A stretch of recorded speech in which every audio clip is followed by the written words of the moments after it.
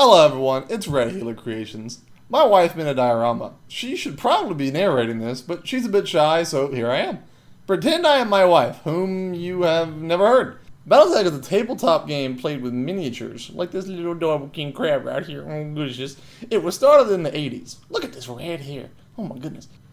I've decided to join the Raven Alliance, and I'm going for a mishmash of futuristic medieval moon-based style stand to display my mechs on. They get lonely in a box, you know. So I started with pink foam. This is insulation board you can buy at the local hardware store. I picked this one because it had the Pink Panther on it. You can cut through it like butter with a hot wire cutter, or you can use a knife instead, but I prefer the wire cutter because it's faster and smells like an early grave. After cutting the pieces out, I secured them with Mod Podge and toothpicks. The toothpicks are there to help keep everything secure and provide more stability, just like a sports bra. I can't say that. The old stab and dab and jab, you know what I'm saying? I was able to push some of these in, but that didn't work great. I ended up clipping the toothpick pieces. Just like trimming a tree ant's overgrown toenails. Next step is carving. I wanted to add some little cobblestone paths. And now, I know what you're thinking. Why would a futuristic civilization have cobblestone paths? Evidently, his cleaners forgot to pay their bills. I used the steel brush to add some more texture. I like the scratched up stone look. Gives it more character, like my old scarred soul. Wait, you're not old. Next step, painting the base. I like to work from darkest to lightest. I started with a coat of black acrylic paint, and with each coat I added a little more white paint to lighten it up. I used the dry brushing technique. The idea here is for the deeper cuts to stay black, and for the areas where the light would hit to have the lightest colors. I added a little blue-purple as well to match my color scheme. Here are some little pine trees. We got them on sale after the holidays. I used the foam color to cut out a few scraps into some futuristic looking shapes. You know, futuristic, like circles. And zigzags. And banana? Now, I wanted to make a few structures and really struggled with this part. I decided to experiment with resin to make some kind of observatory dome. This half circle mold did the trick. Added some clear UV resin and cured it with a UV flashlight. I then made one with a bit of purple ink, but I didn't like it. I'll just save it for a future project. I also wanted the drill. There's got to be some nice resources on this moon, so of course they're going to be drilling. I found this stray screw that looks kind of like a drill bit, and obviously it wasn't meant to be on anything more important, so here it is.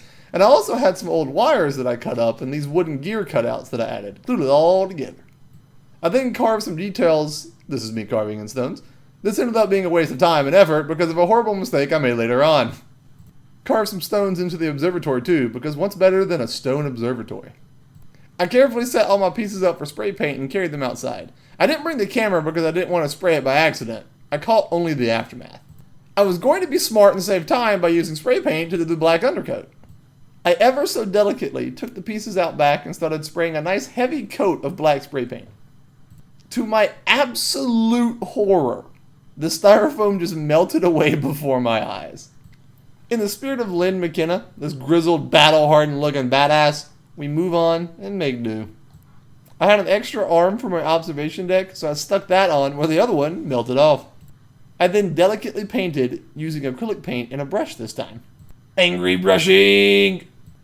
I decided I didn't like the path here because it is too steep, so I cut it out, recarved, and repainted.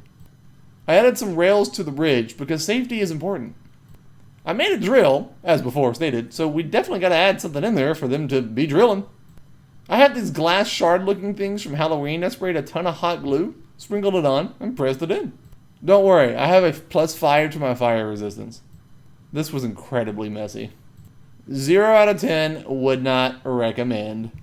I decided I wanted some water/ice, and you know what they saying goes. Ice, ice, baby. I really like this acrylic shift paint, so I added that as a base as well. It looks a little green and a little purple. Added some more UV resin right where the water's supposed to go. Used a little help from gravity to fill in gaps along with a toothpick. As it cured, these bubbles formed, but you know what? It works.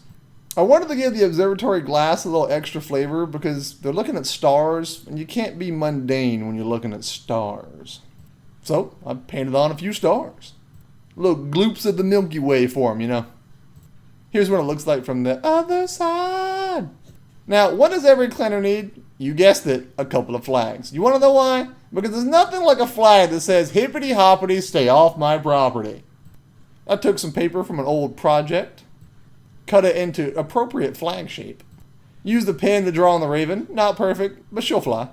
If I had a printer, I'd probably just print these. Gotta give them a little curl so they can flutter through all that wind on this dead asteroid. Then all you gotta do is glue them to some toothpicks. Then I added some finishing touches. Gotta glue everything down. Gotta plant those flags. Then you just gotta add that pizzazz, Olympic medal style, you know. And there you have it, folks. Thanks for watching. Here are some glamour shots. But remember, Comstar may not be officially around anymore.